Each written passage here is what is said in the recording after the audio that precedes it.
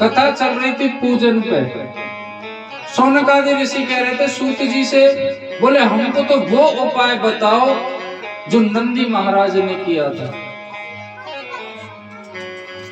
उस तरीके की पूजा विधि बताओ जिस प्रकार नंदी महाराज ने की थी, जिससे प्रसन्न होकर के महादेव ने नंदी जी को अपना प्रिय सेवक बना लिया। कभी भी उन्हें अपनी आंखों से दूर करते नहीं, अपने पास ही रखते, हर वक्त सेवा में लगाए रखते। हमको तो ऐसा कोई उपाय बता दो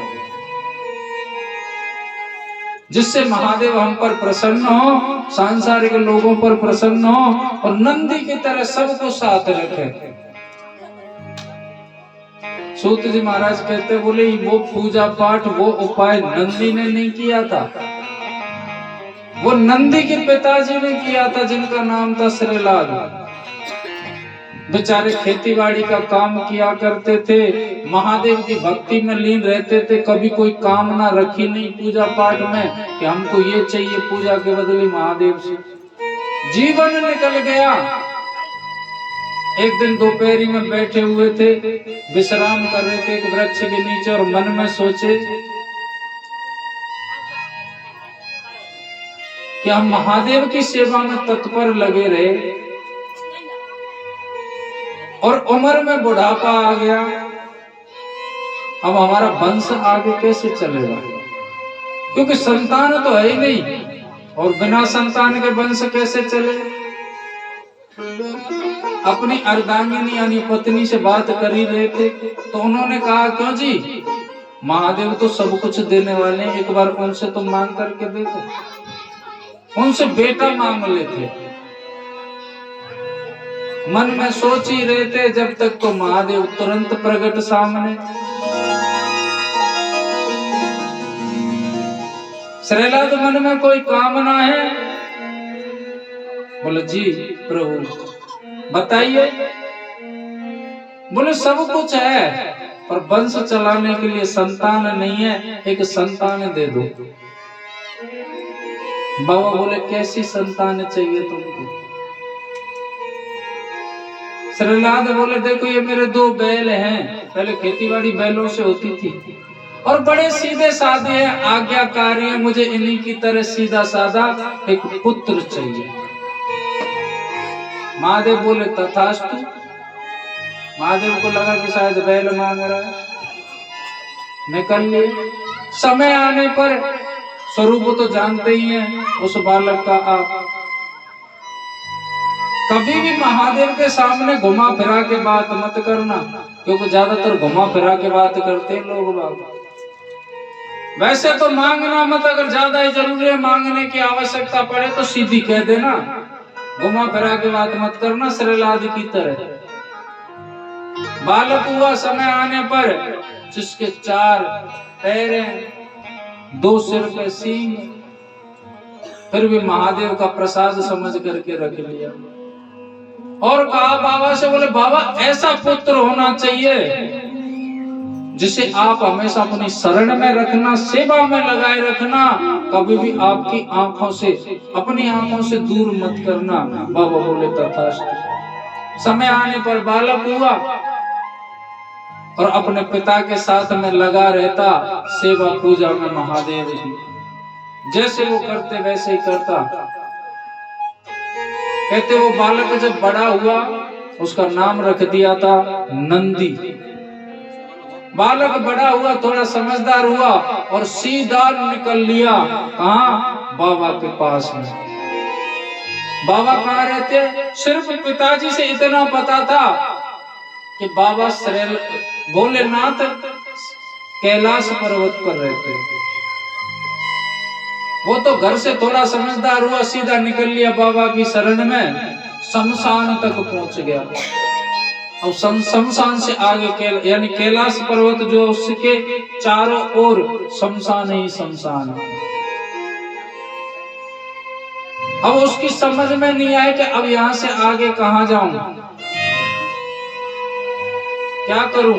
वही शमशान में बैठ गया और मन में धारणा की, प्रार्थना करता, बाबा यहाँ तक तो मैं चला आया, लेकिन आगे मुझे पता नहीं है आप तक पहुंचने के लिए रास्ता क्या है। इसलिए बाबा मुझे यहीं से ले जाओ। कहते जलती हुई चिताओं के बीच बैठ गए नंदी और कहते हैं पंचाक्षर मंत्र का स्मरण करने लगे, जाप करने लगे।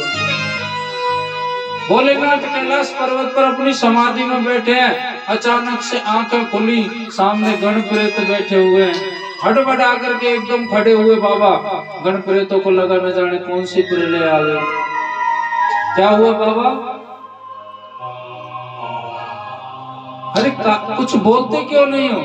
बाबा बोले आज मेरा भक्त आया है, मेरा सबसे प्रिय सेवक आज आया है मेरे पास में, उसे मुझे लेने जाना होगा। और नीचे शमशान में बैठा है। गण प्रेत बोले बाबा आप परेशान क्यों होते, हम बुला लाएंगे, हम ले आएंगे उसको। तो बोले नहीं, उसे लेने मैं ही जाऊंगा। बाबा तुरंत नंदी के सामने और आवाज लगाई, बोले पुत्र आंखें खोलो, मैं आ गया। आवाज सुनी बाबा की, आंखों से जैसे देखा बाबा को, जिस प्रकार पिताजी स्वरूप उनका बताते थे ऐसे महादेव का स्वरूप, उसे देख करके आंखों से पानी आए, पानी टपकने लगा। बोले बाबा बड़ी देर कर दी आपने आने में, चलो देर आए कोई बात नहीं, अब चलते हैं। तो एक बात बताऊं, जब जब हम शरणागति लेते हैं परमात्मा की, तो परमात्मा हमारी परीक्षा लेते हैं। क्योंकि सांसारिक मनुष्य तो ऐसे ही होते हैं। सांसारिक मनुष्य अपनी बुद्धि ज्यादा लगाता है, इसलिए परमात्मा ये देखते हैं कि ये व्यक्ति दिखावे के लिए आया है या कहने के लिए आया है, ये वास्तविक रूप से आया है, ये सब कुछ त्याग करके, इसलिए परीक्षण करते हैं। महादेव बोले बोले कहाँ चले? बोले बाबा आपके साथ कैलाश पर। बोले क्यों? अब आप सोचो कि कोई व्यक्ति प्रसन्न होकर के आए कि अब मैं वहां रहूंगा, उस व्यक्ति के पास में रहूंगा और आनंदित रहूंगा, और वही व्यक्ति कह रहे आपसे कि यहाँ क्यों आए, कैसा लगेगा? भगवान सांसारिक मनुष्य को ठोक बजा करके देख लेते हैं, क्योंकि सांसारिक मनुष्य ज्यादातर स्वार्थी होता है। हर पूजा पाठ इत्यादि में उसकी कामना छुपी होती है, स्वार्थ छुपा होता है। उसे जानने के लिए परीक्षण करते हैं भगवान, क्योंकि भगवान का कई बार पाला पड़ गया। एक बार तो वकील साहब से पाला पड़ गया नारायण का, इस पृथ्वी के से। एक बार क्या हुआ, कहते हैं कि ये यमराज जो होते हैं ना, यमराज ये अपने दूतों को भेजते हैं। तो कभी कभी क्या होता है कि इनसे भी गलती हो जाती है, लेने किसी और को आते हैं और गलत व्यक्ति को उठा ले जाते हैं। आपने सुना होगा कई बार अर्थी पर लेटा हुआ व्यक्ति खड़ा हो जाता है, फिर वो बताता है कि मेरे साथ में इतने समय में क्या हुआ। ये हकीकत बात है, उनसे भी गलती हो जाती है। एक बार हुआ ऐसा कि एक ही नाम का व्यक्ति और दूसरे को उठा ले गए, और घर वाले क्या करते हैं, जब तक शरीर होता है और जब तक तो खूब लाड़ प्रेम रहता है, और शरीर हो जाने के बाद में सगी संतान कह देती है बोले जल्दी ले चलो इसको, बालक भूखे रोएंगे, जल्दी बराबर के जला जुलू के कंटक काटो, ऐसे बोलते हैं। यमदूत तो लेकर के गए, तो कहते हैं वहां पर जो हिसाब किताब होता है ना, जीवन का पूरी कार्य श्रेणी कार्य लिखा हुआ था चित्रगुप्त के पास में, जीवन में क्या किया है क्या नहीं किया है। उस व्यक्ति को लेकर के गए और उसी घर के परिवार में था विवाह, जो व्यक्ति मरा था। अगर विवाह पास में हो तो लोग बात क्या करते हैं, विवाह तो कैंसिल कर नहीं सकते, बोले एक काम करो इसका क्रियाक्रम जल्दी कर करा के 2-3 दिन में फ्री करो। फिर 13वीं कुछ नहीं होती, आज भी होता है वो। जैसे विवाह शादी हो घर में और कोई बूढ़ा बड़ा खिसक ले, तुरंत कर करा के अपने उसमें लग जाते हैं विवाह शादी में।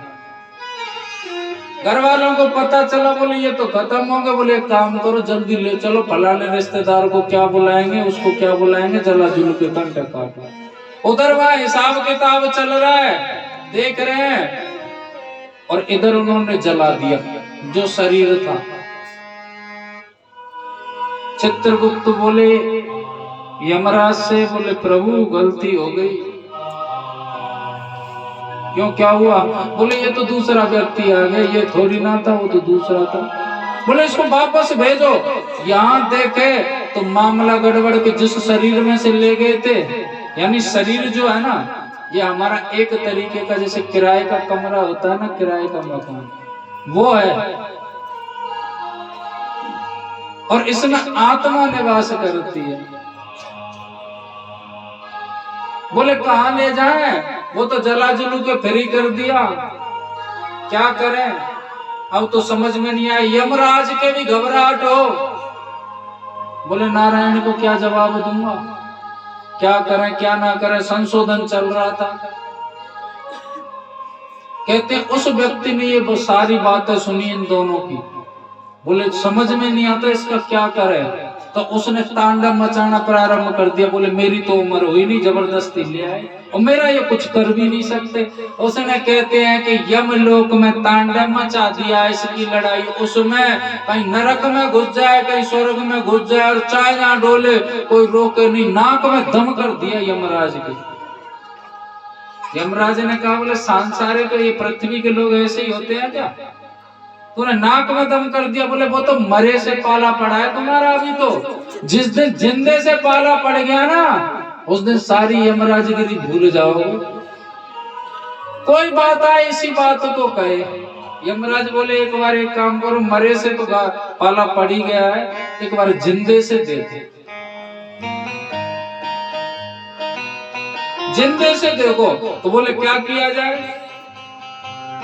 बोले ऐसा कोई व्यक्ति बताओ, जिंदा ही लेकर के आना है उसको। कौन है? तो वो व्यक्ति बोला चलो मेरे साथ में, मैं बताऊंगा, इसे ले जाओ। वहां से पार्षद भेजे यमराज ने इस पृथ्वी पर, और वो जीवात्मा थी जिसका शरीर जला दिया गया, और वो किस व्यक्ति के पास में ले गया? एक वकील के पास। आ जाओ साहब। वकील नहीं, मैं कथा नहीं कह रहा हूं।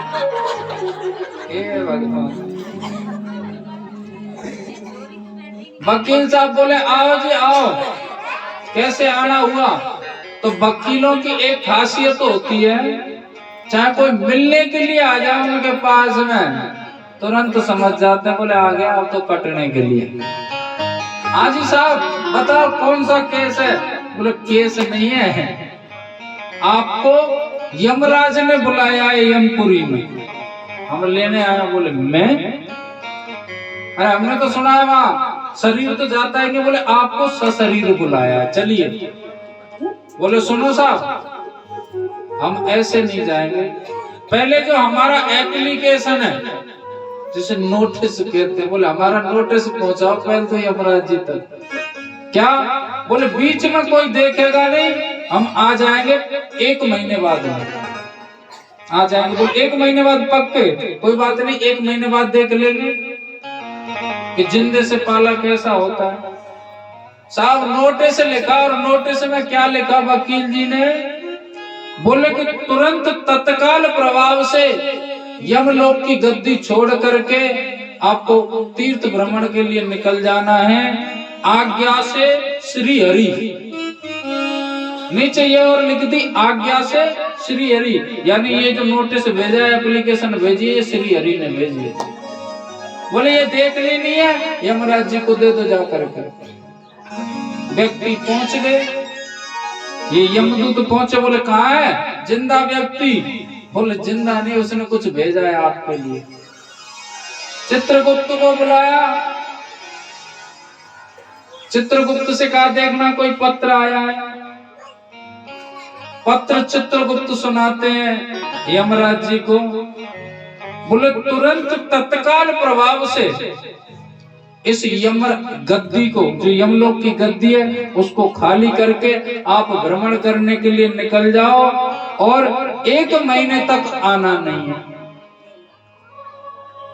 ठीक है जी। यमराज चले गए। श्री हरि तो भगवान नारायण का नाम है और यमराज जी उनके दास हैं। निकल लिए, क्या करें। अब तो कहते हैं वकील जी पीछे से आए, यमराज की गद्दी पर चकाचक तो बैठे और कहते 1 महीने तक ना तो वहां ये पता चले कि स्वर्ग है कि ये नरक है, और इस पृथ्वी पर 1 महीने तक कोई मरा भी नहीं।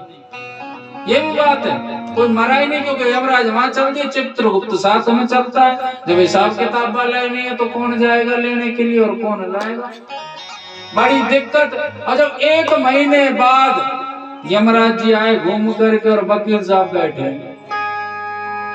अरे भले आदमी तुम कौन हो जो इस सिंहासन पर बैठे हो। बोले तुमने ही तो बुलाया था हमको। तुमने बुलाया? हमने? बोले हाँ, आपने तो कहा था कि जिंदा व्यक्ति लेकर के आओ संसार से, वही तो हम जिंदे। और हमने पत्रिका भी भेजी थी आपको। बोले वो पत्रिका आपने भेजी थी? बोले हाँ। तो बोले भले आदमी, पहले तो ये बताओ कि आपका कार्यभार क्या है। बोले हम पेशे से हैं सब वकील। यमराज जी बोले जभी तो। बोले एक काम करो, इन दोनों को यहाँ से भगाओ और इसको किसी और शरीर में प्रवेश कराओ, नहीं ये तो पूरा यमलोक ही खाली करवा देगा। 1 महीने तक हमसे ही सिंहासन छुड़वा दिया और हम भटकते डोल रहे हैं जंगल में। वास्तव में आदमी जिंदे शरीर से तो परमात्मा भी घबराता है।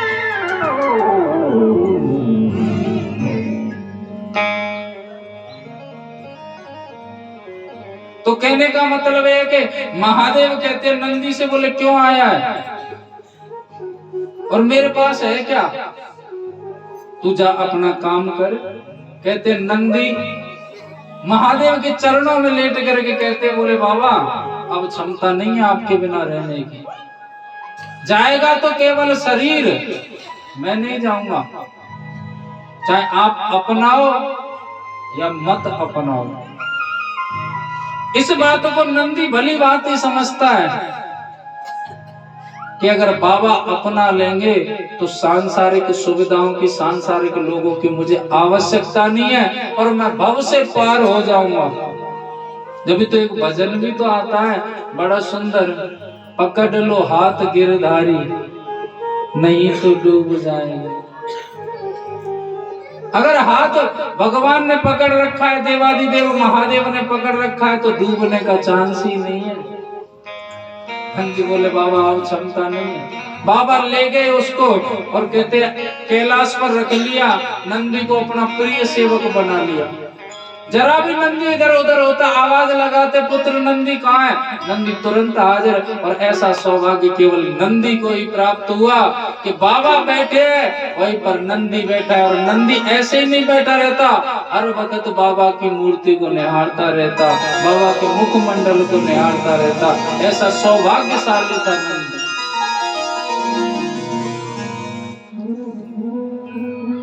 एक दिन की बात है कि नंदी के पिताजी चले आते हैं श्रीलाद, और आकर के बाबा से भेंट हुई। बाबा ने कहा, बोले श्रीलाद सब कुशल मंगल। बोले काय के कुशल मंगल बाबा, क्यों? बोले तुमसे जीवन में कुछ नहीं मांगा, एक संतान मांगी। बाबा ने कहा दी तो सही। बोले क्या खा के दी और ना दी एक बराबर। संतान मैंने मांगी, बुला अपने पास लिया, ये कहाँ का न्याय है? बाबा कहते हैं कि मैंने गलत क्या किया है वो तो बता। बोले मैंने संतान मांगी थी अपना वंश चलाने के लिए, सोचा इसका विवाह करूंगा, संतान होगी उससे मेरा वंश चलेगा, मेरे घर में भी छोटे छोटे बालक नाती पंथी खेलेंगे। लेकिन तुमने सारा सपना तोड़ दिया बाबा, अपने पास बुला लिया। बाबा बोले देख श्रीलाल, मेरी गलती नहीं है। क्या गलती है मेरी? तूने मुझसे कहा था कि बाबा बालक ऐसा होना चाहिए, उसे अपनी शरण में रखना, हमेशा अपनी आंखों के सामने रखना, अपना प्रिय सेवक बना करके रखना। जब तक ना समझता, जब तक वो तेरे पास रहा, उसको समझ आई, वो तुरंत आ गया। मैंने क्या गलत किया? जो तूने कहा वही तो हो रहा है। श्रीलाल हाथ जोड़ करके कहते बाबा मैं मना नहीं कर रहा, अपने पास रखो, लेकिन इसका विवाह तो कर दो, इसको मेरे साथ भेज दो। कहते हैं जितना दुख भक्त को भगवान से दूर होने पर होता है, उससे कई गुना भगवान को दुख होता है अपने भक्त से दूर होने पर। अंदर ही अंदर महादेव रोने लगे हृदय हृदय में, लेकिन आंसू रोक लिए उन्होंने। बोले ये दुष्ट मुझे इस नंदी से दूर कर देगा, और सबसे तय है कि नंदी के बिना मुझे कुछ भी अच्छा नहीं लगता। ये महादेव के वाक्य हैं। क्योंकि अगर भक्त अपनी भक्ति के प्रभाव से भगवान को पाता है तो भगवान वही करता है जो भगत चाहता है। जब भी तो कहते हैं कि भगत के बस में है भगवान। जब भी कहा गया है कि भगत के बस में है भगवान, लेकिन फिर भी जब श्रीनाथ ने कहा बोले बाबा इसको मेरे साथ भेजो, नंदी को डांट अपने पास बुलाया और नंदी से कहा बोले नंदी तुम इनको जानते हो? और सत्यता यह है कि जब तक नंदी भूल चुके थे कि वो है कौन। नंदी ने कह दिया, सिर हिला दिया, बोले बाबा नहीं जानता। बोले ये तेरे पिताजी हैं। नंदी मुखमंडल को देखते हैं, नहीं पहचाना ये तेरे पिताजी हैं। नंदी कहता है बोले बाबा मेरे तो माता पिता सर्वस्व आप हैं और आपके अलावा मैं किसी को नहीं जानता। बाबा बोले तू समझा नहीं, तुझे संसार में जिन्होंने जन्म दिया है ना, जो पिता हैं वो है ये तेरे पिता। नंदी बोला बोले बाबा आप मुझे क्यों उलझाना चाहते हैं इन बातों में? मेरे माता पिता सब कुछ आप है। कहने का मतलब है कि जब जब नंदी प्रश्न करता है देवादि देव महादेव से, तो सोच कर के जवाब देते हैं कि मैं कहूँ क्या, क्योंकि हर बात में नंदी उलझा देते हो। क्रोध में आकर के दिखावटी बोले तुमने सुना नहीं? जैसे संतान की कामना होती है कि हमारे माता पिता हमारा अच्छा भविष्य बनाए, हमको पढ़ाए लिखाए, अच्छी परवरिश दें, ऐसे माता पिता का भी सपना होता है कि बुढ़ापे में संतान हमारी अधूरी इच्छाओं को पूर्ति करे, हमारी बुढ़ापे में जो इच्छाएं हैं उनकी पूर्ति करे। उन्होंने अपना दायित्व निभाया और तुमको शर्म आनी चाहिए कि बड़े हुए तुरंत चले आए। कभी अपने पिता से पूछा तुमने? इनकी कामना है कि तुम्हारा विवाह हो जाए और तुम इनके वंश को आगे चलाओ, चले जाओ यहाँ से, मेरे पास आने की आवश्यकता नहीं है जब तक ये तुम्हारे पिताजी ना कह दें। ऐसा कह करके कहते पीठ फेर ली नंदी की, और नंदी से जो आंखें उनसे आंसू बह रहे हैं। बोले मन ही मन यही सोच रहा है कि मैंने गलती ऐसी कौन सी कर दी जो बाबा ने मुझे अपने आप से दूर कर दी। खैर जो भी हो, अपने पिता के साथ आए तो कहते हैं जब नंदी का जन्म हुआ था, नंदी की माता उसी समय उनका प्राणांत शरीर हो गया था। श्रीनाथ अकेले रहते एक कुटिया है, लेकिन नंदी कुटिया के अंदर प्रवेश नहीं किया। जिस रास्ते से आया उधर की तरफ मुंह करके कुटिया के बाहर बैठ गया। श्रीनाथ बड़ा प्रसन्न है कि आज मेरा बेटा आ गया, अब मेरा वंश चलेगा, इसका विवाह करूंगा। प्रसन्न होकर के जल लेकर के गया कुटिया में आकर के, ले बेटा जल पी ले। लेकिन अगर कोई हमारे चाहने वाला है जिसके बिना हम नहीं रह सकते, उसके अलावा कुछ अच्छा नहीं लगता है। मुंह पर बाबा का नाम, बाबा का स्मरण, आंखों में आंसू, ये दो स्थिति थी नंदी की उस समय। कुछ नहीं बोले, भोजन बना करके ले गए। बेटा नंदी भोजन कर ले, लेकिन कहाँ भोजन अच्छा लगता है। बाबा बाबा उच्चारण चल रहा है, आंखों से नदियां बह रही हैं आंसुओं की। कहते हैं ऐसी स्थिति 4-5 दिन हो गए। अब तो कहते हैं जो श्रीनाथ था नंदी का पिता, उसका सारा मोह दूर हो गया और दिमाग में एक बात आई, बोले कहीं ऐसा ना हो मैं इसका विवाह करने के चक्कर में, अपना वंश बढ़ाने के चक्कर में, कहीं ऐसा ना हो ये भूखा प्यासा मर जाए, जो इसके प्राणों से भी हाथ धोना पड़े। मन में आया बोले मुझे कोई विवाह नहीं करना, जा भैया तू तेरे बाबा के पास में। नंदी ने कुछ नहीं सुना, दौड़े दौड़े गए। बोले बाबा बाबा बुला लो अपने पुत्र को, तुम अपने सेवक को अपने पास बुला लो, मुझे नहीं चाहिए, मुझे कुछ विवाह नहीं करना, ना कोई वंश चलाना। बाबा बोले क्यों, क्या हुआ? बोले हुआ क्या, जिस दिन से गया है ना तो कुछ कारा ना पीरा, और यहाँ तक के जवाब में आपका इनाम है, उसे कुछ अच्छा नहीं लग रहा और मैं कुछ उसका व्यवहार नहीं करना चाहता, आप उसको बुला लो कैसे भी। तो कहते बाबा के खुशी के आंसू निकल बैठे। बोले श्रीलाल, ये बात मैं जानता था कि नंदी मेरे बिना रह ही नहीं सकता और सत्यता यह है कि मैं भी नंदी के बिना नहीं रह सकता, लेकिन अगर उस दिन मैं नहीं भेजता ना उसको, तो तू ही जाकर के संसार में मेरी बातें बढ़ाता, तू ही संसार में जाकर के बातें बढ़ाता, इसलिए मैंने भेजा। जब भेज देना, जा कह देना कि बुलाया है तेरे बाबा ने। श्रीलाल आया, बोले नंदी नंदी, जा भैया तेरे बाबा ने बुलाया है। नंदी ने एक ना सुनी, फिर गया, बोले कहाँ है मेरा नंदी? बाबा कहते हैं, बोले बाबा वो सुन ही नहीं रहा है।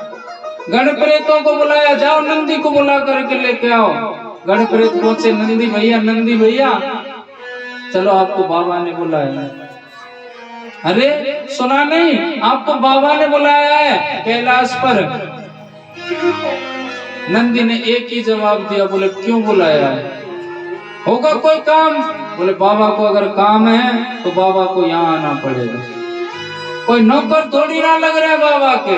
कहते हैं जो भक्त होते हैं या हम किसी से, हमसे कोई प्रेम करने वाला है तो वो क्रोध में कुछ भी बोल देता है।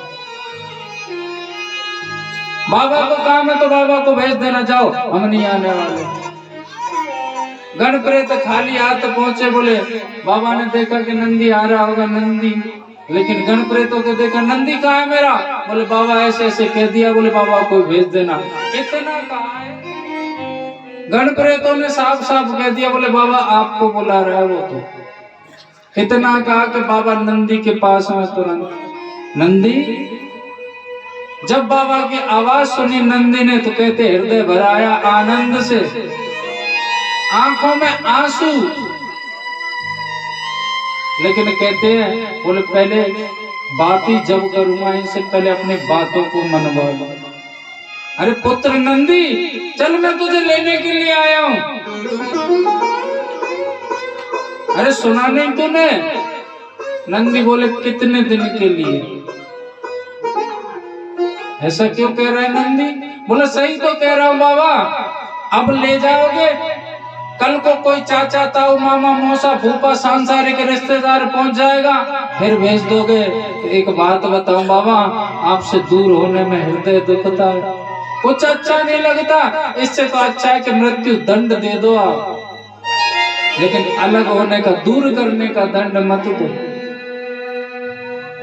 बाबा कहते नंदी तू तो इतना दुखी हो गया, सुन मैं अपना हृदय तेरे दाहिने कान में स्थापित करता हूँ, मैं अपना हृदय तेरे दाहिने कान में रख देता हूँ। अगर कोई भक्त अपनी मनोकामना तेरे दाहिने कान में बोलेगा, वो बात सीधी मेरे हृदय तक आएगी और शीघ्र अति शीघ्र पूरी होगी। हम तो प्रसन्न है ना, चल मेरे साथ। अरे देख क्या रहा है, चलना। नंदी बोले क्या खाक चलूं? मेरे लिए क्या किया आपने?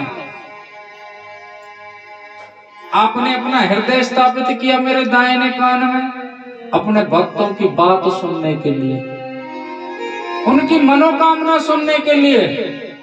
मेरे लिए क्या किया? मेरे लिए तो परेशानी और बढ़ा दिया आपने। परेशानी बोले और नहीं तो क्या? वैसे तो नींद आती नहीं है, क्योंकि आपकी सेवा करना मुझे अच्छा लगता है, आपके दर्शन करना अच्छा लगता है, आपको निहारना अच्छा लगता है। नींद आती नहीं है, और बाय दी चांस अगर मुझे नींद आए, और तुम्हारे भगत तो आते जाते हैं, कब आपको ढीला छोड़ते हैं। आपने हृदय स्थापित कर दिया, कोई मनोकामना, अब आप सोओ जैसे तैसे। अगर मुझे नींद आए और कोई भगत आकर के मेरे कान में घुसड़ फुसड़ करे, तो किसको नींद आएगी? और विघन और हो गया। और तो और बाबा, आपके तो दरवाजे भी अपने भक्तों के लिए 24 घंटे खुले रहते हैं, कि जब भगत के पास समय हो तब आ जा। निर्धारित समय नहीं है, लेकिन सत्यता है कि हमारे जितने भी देवी देवता हैं, सबके 12 बजे दरवाजे बंद हो जाते हैं। पट लग जाते हैं। देवादि देव महादेव का दरबार एक ऐसा है 24 घंटे खुला रहता है कि जब समय हो तब आ जा। लेकिन आप तो सही थी, तुमने क्या किया बाबा मेरे लिए, परेशानी बढ़ा दी। बोले तू चाहता क्या ही वो बता। बोले मैं ये चाहता हूँ मुझे वचन दे दो कि कभी भी अपनी आंखों से दूर नहीं करोगे। कोई भी सांसारिक रिश्तेदार के आप कोई भी आ जाए और मुझे ले जाने के लिए आपसे कहे तो आप अपने आप से दूर नहीं करोगे। बाबा बोले बस ठीक है ऐसा ही होगा। वचन ले लिया नंदी ने बाबा से। नंदी बोले अब चलो बाबा। फिर न जाने क्या मन में आई, बोले बाबा एक प्रार्थना है आपसे, एक काम और कर दो। बोले बता क्या काम है। बोला आप जब पैदल पैदल चलते हो ना मुझे बिल्कुल भी अच्छे नहीं लगते, आज से आप मेरी पीठ पर बैठ करके चलोगे। बाबा बोले चल ठीक है तू जैसा चाहता है। कहते बाबा ने उस दिन नंदी को उसी दिन से अपनी सवारी बना लिया। ओ बाबा नंदी के असवार तेरी महिमा अजब निराली है।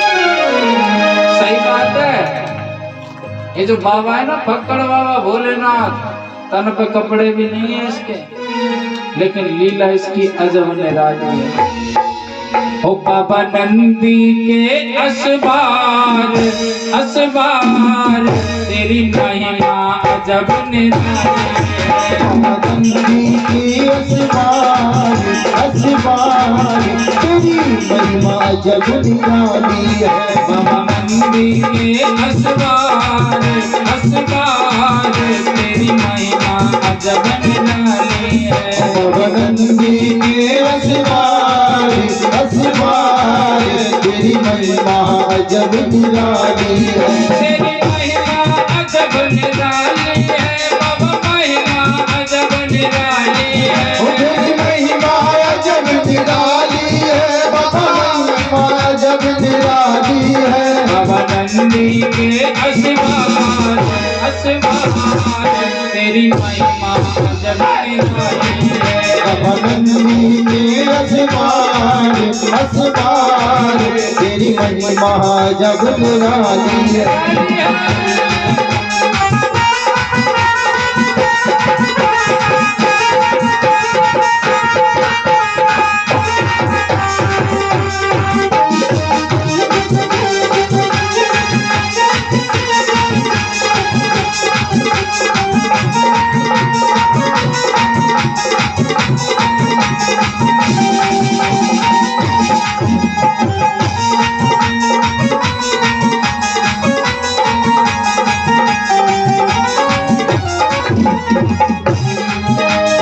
भाग चढ़े तो पे आग चढ़े, पे आग चढ़े तो पे आग चढ़े, पे भाग चढ़े तो पे आग चढ़े, पे भाग चढ़े तो पे आग चढ़े, पे आग चढ़े तो पे भाग चढ़े, आग चढ़े तो पे आग चढ़े, पे आग चढ़े तो पे भाग चढ़े, पे आग चढ़े तो पे भाग चढ़े, पे आग चढ़े तो पे भाग चढ़े, चढ़े तो पे आग चढ़े और चढ़े दूध की धार, ओ धार तेरी महिमा अजब निराली है।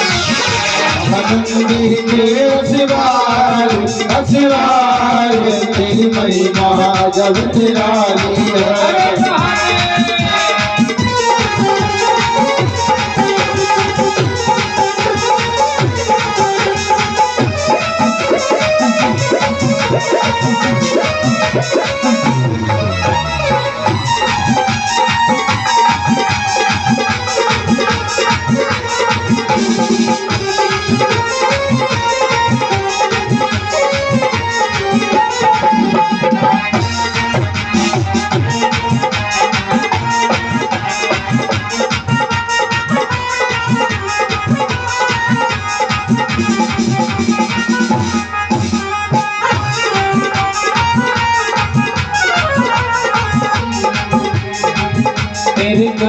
पविसियर हार बनो तेरे गले पविसियर हार बनो तेरे गले पविसियर हार बनो तेरे गले पविसियर हार बनो तेरे गले पविसियर हार बनो तेरे गले पविसियर हार बनो तेरे गले पविसियर हार बनो तेरे गले पविसियर हार बनो तेरे गले पविसियर हार बनो तेरे गले पविसियर हार बनो मेरे भस्मी को त्रिपुंड लगो तेरे भस्मी को त्रिपुंड लगो और गल मुंडन की ओ मां तेरी महिमा अजब निराली है नंदी के असवार असवार तेरी महिमा जब निराली है। भजन किस किस को अच्छा नहीं लग रहा हाथ उठाओ। अच्छा सबको लग रहा है ना हाथ उठा कर ताली बजा लिया करो मेरे साथ में नाचो तो थम का हो ना अरे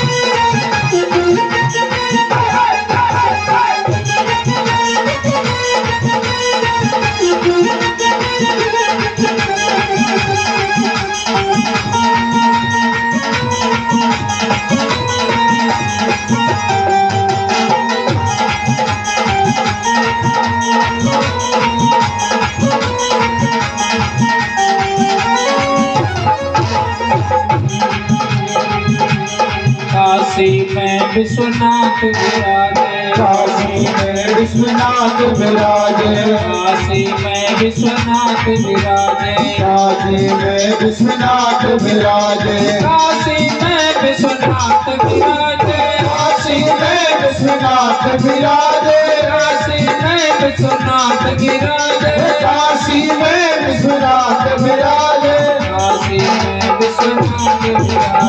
काशी में विश्वनाथ विराजे सोमेश्वर में आप पुजारे सोमेश्वर में आप पुजारे सोमेश्वर में आप पुजारे सोमेश्वर में आप पुजारे उज्जैन में महाकाल महाकाल तेरी महिमा अजब निराली है नंदी के असवार असवार तेरी महिमा जब निराली है तेरी महिमा अजब निराली है बोले महिमा अजब निराली है महिमा जब निराली है बोले महिमा जब निराली है तेरी महिमा अजब निराली है महिमा अजब निराली है तेरी महिमा जब निराली है बोले महिमा जब निराली है बोले नंदी के असवार असवार तेरी महिमा अजब निराली है नंदी के असवार असवार तेरी महिमा जब निराली है तेरी महिमा अजब निराली है तेरी महिमा जब निराली है तेरी महिमा अजब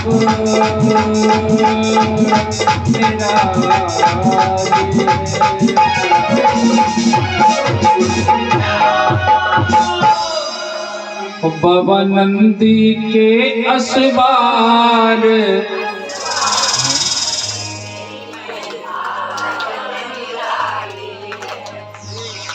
तो पीछे वाले क्यों ना बोले काशी नगरी जाऊंगी बहन विश्वनाथ मनाऊंगी मोहे लागी लगन भोले की विश्वनाथ मनाऊंगी महिला की लगन भोले की विश्वनाथ मनाऊंगी काशी नगरी जाऊंगी बहन विश्वनाथ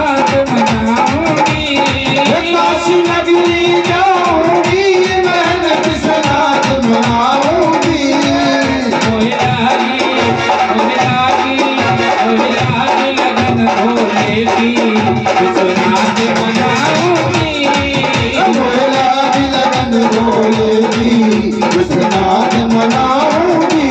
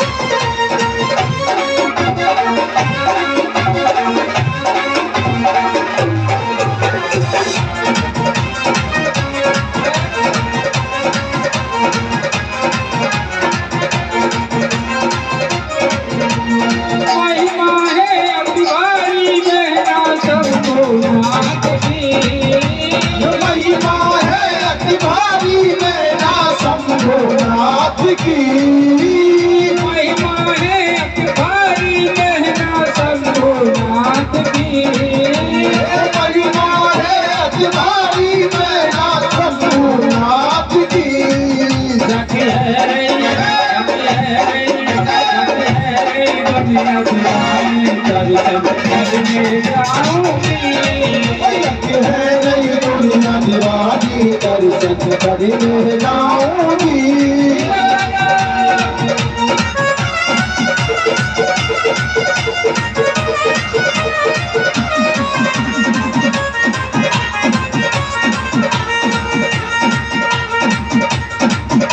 और हमारे जितने भी पुरुष वर्ग हैं वो धीरे धीरे आते रहे और बाबा भोलेनाथ का पूजन करें और एक परिक्रमा लगाकर वापस अपने स्थान पर बैठ जाएं। उसके बाद में जितनी भी माताएं बहनें वो सभी आए और बाबा भोलेनाथ का पूजन करें और अपने स्थान पर बैठ जाएं।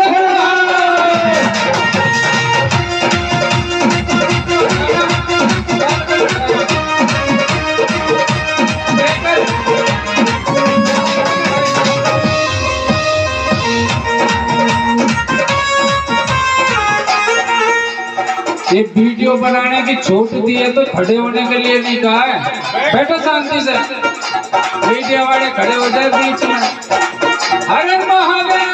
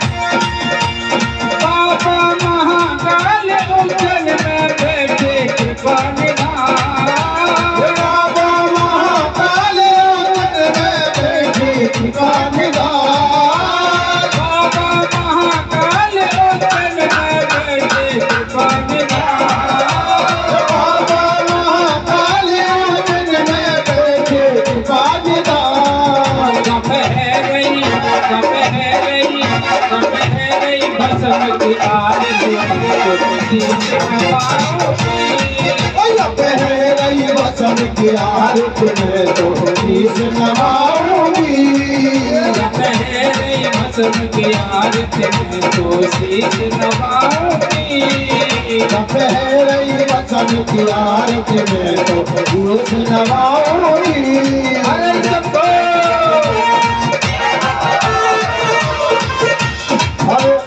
जितने भी हमारी माता बहनें वो सभी आए एक एक करके और महादेव जी का पूजन करें, परिक्रमा लगाकर वापस अपने स्थान पर बैठ जाए।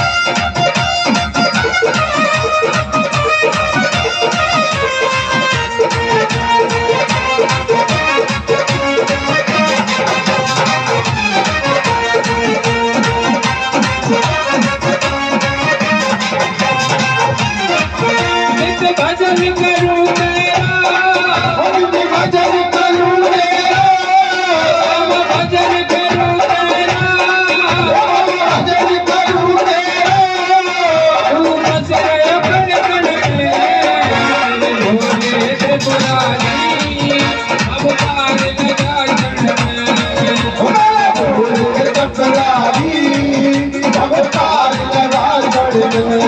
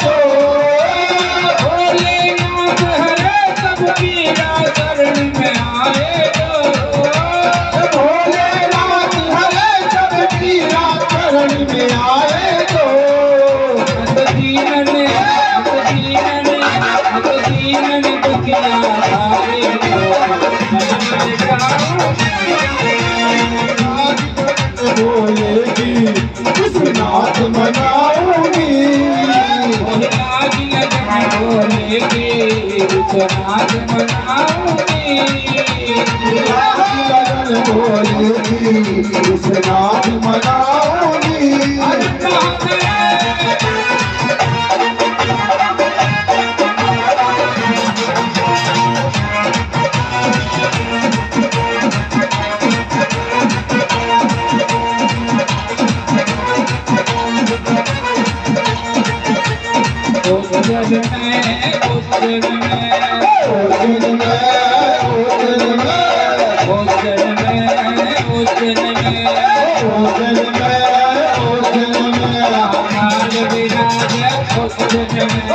काल विराज ओजन में,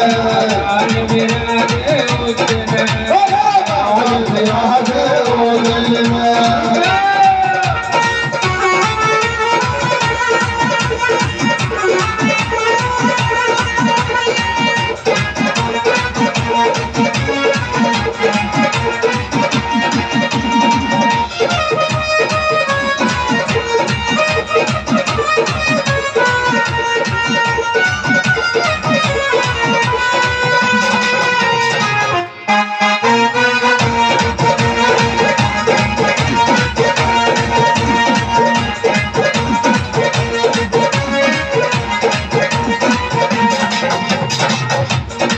पूजन वाले पूजन करते रहे और जिनका नाचने का मन करे वो नाच ले, और पैरों में भी दर्द हो रहा होगा। संग में नंदी गौरव नाचे भोलेनाथ के, संग में नंदी विराजे भोलेनाथ के, संग में नंदी गौरव नाचे भोलेनाथ के, संग में नंदी गौरव विराजे भोलेनाथ के। जग बह रही जटा से गंगा मैं तो अमृत पाऊंगी। लाज लगन भोले की नाथ मनाऊंगी।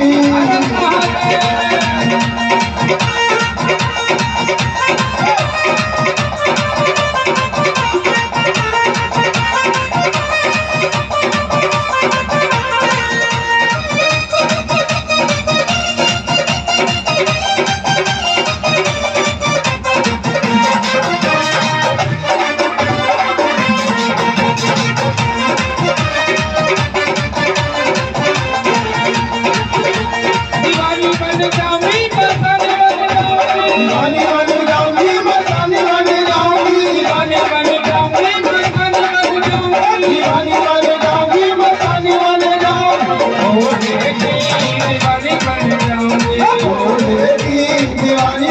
जाऊंगी, की दीवानी बन जाऊंगी, भोले की दीवानी बन जाऊंगी। हम भोले जटा रखावे मैं गंगा बन जाऊं। बम भोले जटा रखावे मैं गंगा बन जाऊं। भोले बाबा जटा रखावे मैं गंगा बन जाऊं। भोले बाबा जटा रखावे मैं गंगा बन जाऊं। जटा में जाके ऐसी समाऊं, जटा में जाके ऐसी समाओ मैं शिवमय हो जाऊं। काकर बन जाऊंगी मैं बिच्छू बन जाऊंगी, बन जाऊंगी, मैं बिच्छू बन जाऊंगी। काकर बन जाऊंगी मैं बिच्छू बन जाऊंगी। बन जाऊंगी, मैं बिच्छू बन जाऊंगी। भोले की दीवानी बन जाऊंगी, भोले की दीवानी बन जाऊंगी, बाबा की दीवानी बन जाऊंगी। बाबा की दीवानी बन जाऊंगी। रमाकांत तेरी महिमा गावे भोलेनाथ हो। रमाकांत तेरी महिमा गावे भोलेनाथ हो। रमाकांत तेरी महिमा गावे भोलेनाथ हो। रमाकांत तेरी महिमा गावे भोलेनाथ हो। शिव शंकर शिव शंकर शिव शंकर भोले तेरे नाथ लगाओ। मोहला की लगन भोले की नाथ मनाओगी। काशी नगरी जाओगी, महादेव बनाओगी। काशी नगरी जाओगी, मैंने महानाथ बनाओगी। लागी लगन भोले की नाथ बनाओगी। मोहला की लगन भोले की नाथ मनाओगी। सामने में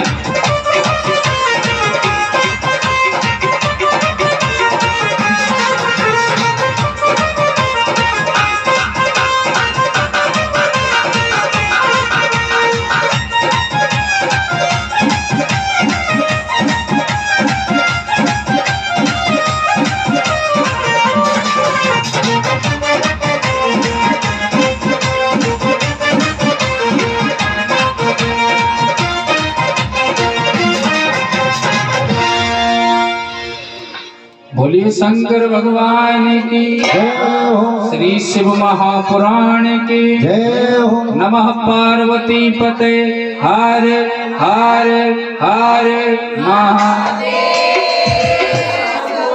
1100 रुपये में लेंगे। नमः पार्वती पते हर हर हर महादेव। बहुत बढ़िया। ओम नमो ज्वालामन्ने नमः सरी सर्वतर पुरुष पूज्यते जले ज्वाला ज्वाला ब्रह्मतके सर्वव्यापम ज्वाला ज्वाला देवी नमोस्तुते। और सभी को बारी बारी से आरती करनी है। हाँ, आरती करके और आगे थाल पकड़ा करके आरती का स्वयं पीछे हो जाना है, थाली पीछे मत देना। आरती श्री त्रिपुरारी की, उमापति गंगाधारी की। आरती श्री त्रिपुरारी की, ओ महापति गंगाधारी की। आरती श्री त्रिपुरारी की, उमापति गंगाधारी की। ओ आरती श्री त्रिपुरारी की, ओ महापति गंगाधारी की। सिर पे जटा जोट सोए, ओ सिर पे जटा जोट सोए, सिर पे जटा जोट सोए। ओ सिर पे जटा जोट सोए। चंद्रमा सबका मन मोहे, चंद्रमा सबका मन मोहे, चंद्रमा सबका मन मोहे। चंद्रमा सबका मन मोहे। जटा में गंगा पिए नित भर, जटा में पिए नित भर, भगत के संकट हारी की, उमापति गंगा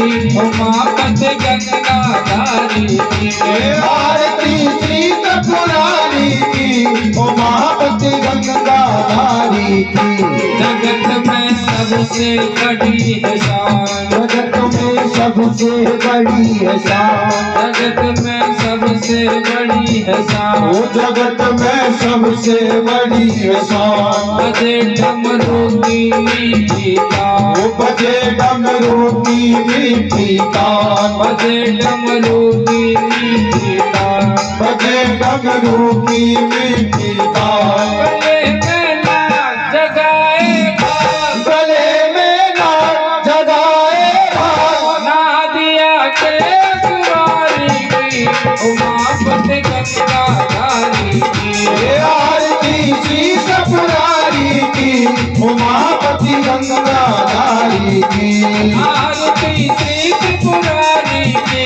उमापति गंगाधारी की आरती श्री त्रिपुरारी की उमापति गंगाधारी की सदा शिव तीन नेत्रधारी सदा शिव तीन नेत्रधारी सदा शिव तीन नेत्रधारी सदा शिव तीन नेत्रधारी गबर जा संग सोहे प्यारे वो गबर जा संग सोहे प्यारी गबर जा संग सोहे प्यारे वो गबर जा संग सोहे प्यारी करे कल्याण मेरा शिव नाम करे कल्याण मेरा शिव नाम और शिव गंगाधारी की उमापति गंगाधारी की आरती श्री त्रिपुरारी की उमापति गंगाधारी की आरती श्री त्रिपुरारी की